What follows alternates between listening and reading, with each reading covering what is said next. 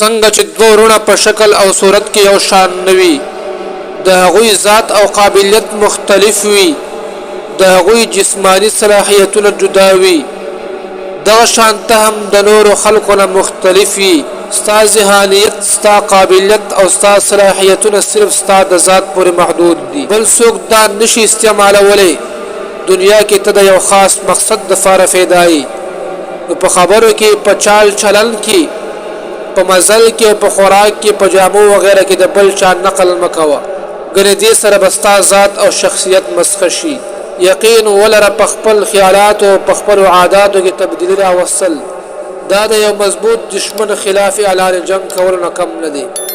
په زندګۍ کې کله داسې موقع هم راځي چې ښه خلک بعضې وخت کې د مایوسۍ شکار شي، په خپل ذات باندې د هغوی اعتماد ختم شي، نو د دې وجه نه د خفه کېدو ضرورت نشته دی. د خپلې بې اعتمادۍ مقابله وکړه او ثابت قدم پاتې شه، او انشاءالله چې ته به په روان وخت کې بیا کامیابېږي. تا ته به ضرور چې کوم دی هغه کامیابي حاصلېږي.